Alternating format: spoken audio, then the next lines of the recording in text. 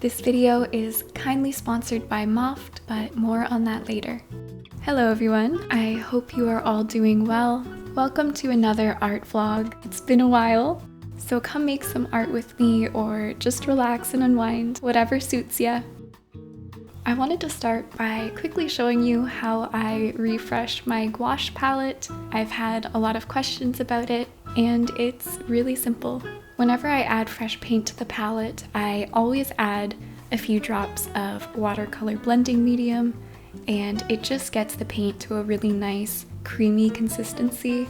I will also usually add a little bit of water because I like my gouache to be, very workable right off the bat. And this works for me. I just stir it all up with a toothpick and I'm ready to go.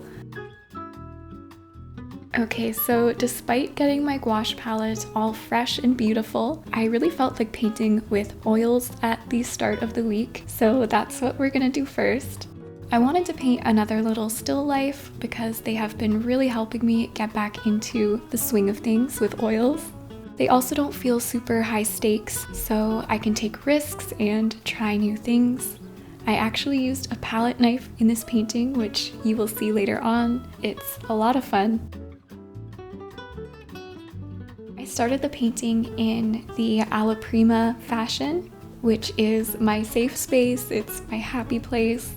Alla prima refers to painting something directly or all in one sitting. Lately though, I've been enjoying doing a mix of direct painting and indirect painting. And what I mean by this is that I will do the majority of the painting in one sitting, in the first sitting. And then a few days later, once the painting has surface dried, I go back in and finish it. I try to keep the original freshness from that alla prima beginning, but it can be really fun in that second sitting to add some harder edges, bring some elements forward a bit, push some things back.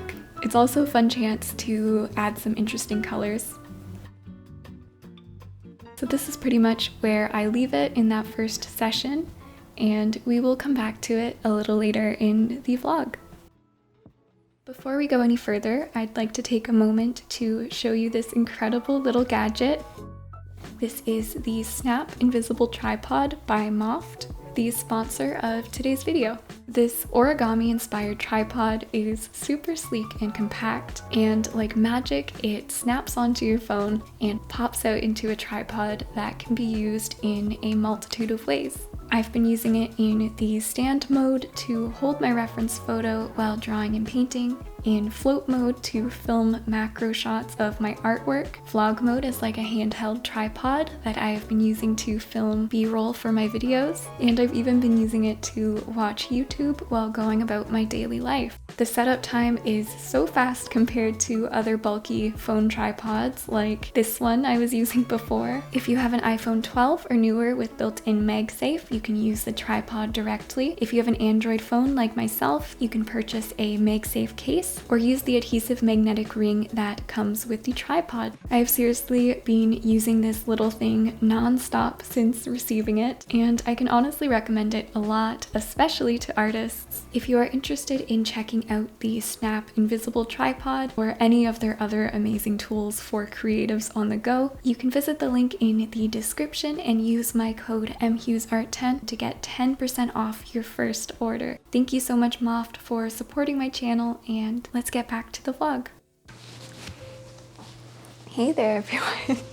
Yesterday I did film me working on this little strawberry painting, and it's not done yet. I was gonna work on it today, but I sort of decided that I wanted to let the top layer sort of surface dry so that I can paint on top and get some crisper lines. But I'm really liking it so far. I really enjoy doing the still life of the orange peels, and so I kind of just wanted to keep my painting streak going. Right now I'm really enjoying playing with pushing foreground and background, so pushing certain things back, bringing certain things forward, and I just think it gives it a very cool, dreamy effect. I am very interested in dreams and memories and sort of the idea of what is real, so that is always in the background when I'm painting. I think it's gonna lead to a more interesting painting than just being like, I'm gonna paint this strawberry. But yes, so tonight my partner and I are actually going to an art crawl. I'm hoping I can film a little bit if there's some interesting art stuff there. Hopefully there will be. Oh, another thing, while I am in front of the camera, because I don't do it too often, one of my viewers sent me this really amazing artist tool. It is a Asaro head. If you haven't heard of an Asaro head or what that is, if you're like, Emily, what are you saying to me right now?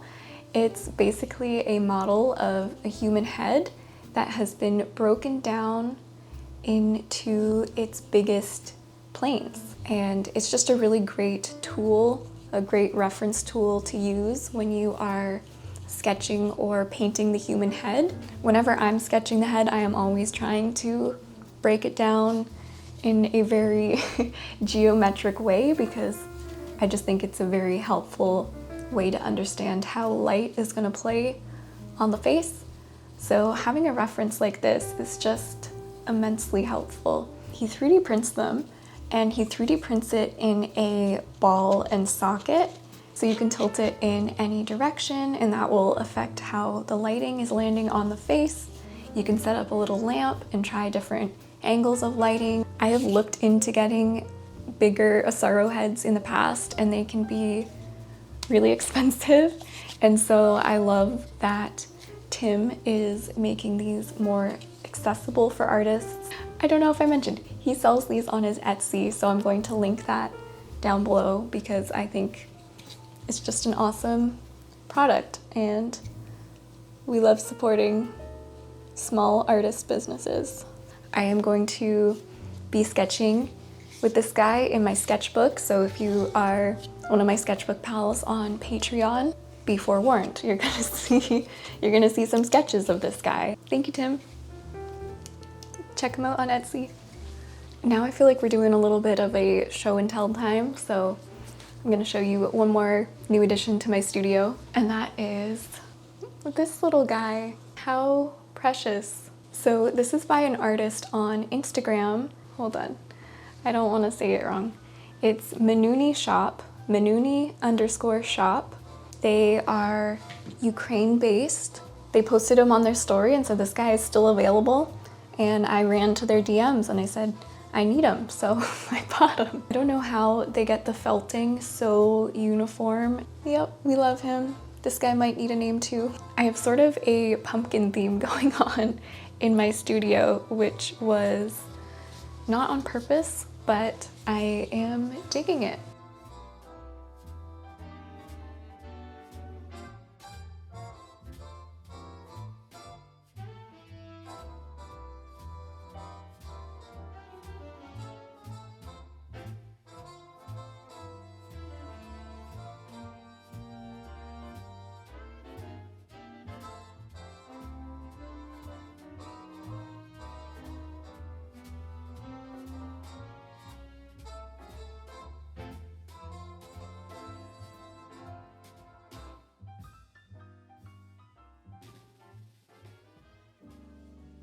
Taking a break from oil painting, I wanted to spend some time in my sketchbook and paint over this ink drawing that I'm not a huge fan of.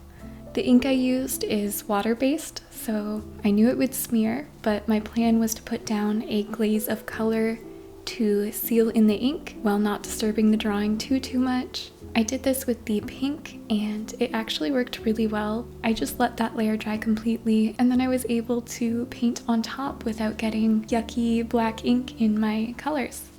I also wanted to see how my Himi gouache paints held up after nearly 5 months of sitting on my shelf. And surprisingly, it held up really well. There was no mold. Some of them were a little dry, but a little bit of water and some stirring and they were perfect. If you haven't seen my full video review of the Himi set, I will link it up above because I definitely have some opinions on these paints.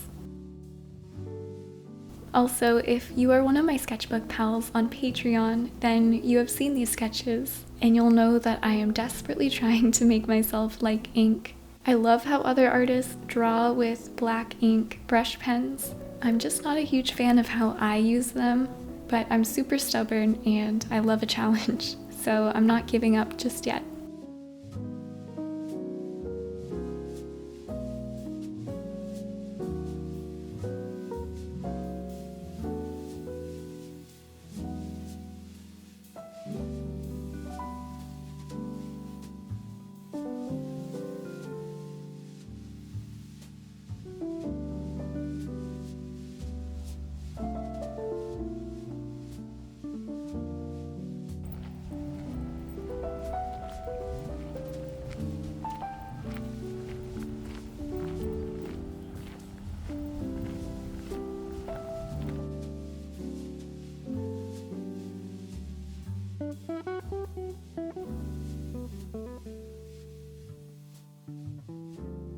Okay, so our little strawberry painting has surface dried, so I'm now able to paint on top without disturbing those layers underneath. I love alla prima painting for that fresh quality I find it tends to have, but I like that when I paint in multiple sessions, I am able to push the painting further than I can with an alla prima painting. So for example, in this painting, I sort of saw this perfect circle emerging on the strawberry, so I decided just to emphasize it, and I think it turned out pretty cool. I was definitely subconsciously inspired by this Grace Nicoletti gouache painting I own, and I didn't realize when I was painting, but then after I was like, oh my goodness, there are similarities here. Definitely check out their Instagram. Their gouache paintings are unreal. I've also been reading a lot of sci-fi recently, and I feel like it's been invading my work a little bit. I've said before that I'm in my still life sci-fi era, whatever that means.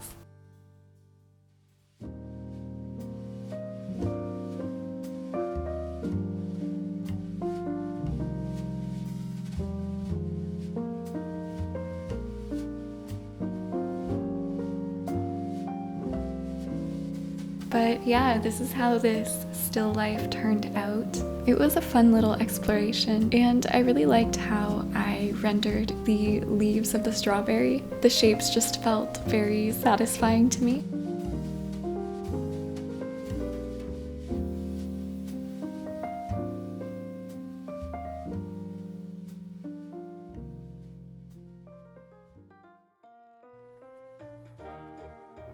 So I'm just going to end the vlog here with a little bit of sketching I did in my sketchbook from old family photos, photographs of myself as a kid.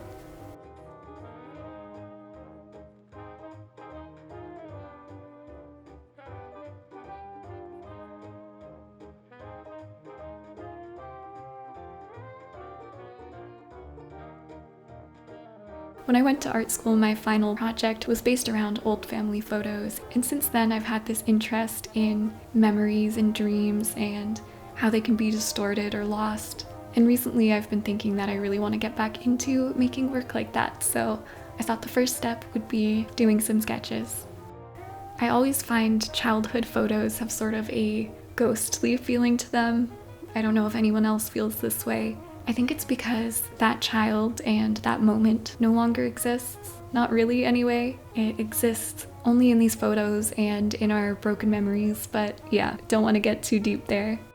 Thank you guys so much for watching and for spending a little time with me. Thank you to Moft for sponsoring this video and supporting my channel. And thank you, of course, to all of my lovely channel members and patrons over on Patreon. All the love to you guys for your support, and all the love to everyone that's watching as well. Subscribe if you haven't already, and I will see you very, very soon with another video. Bye-bye.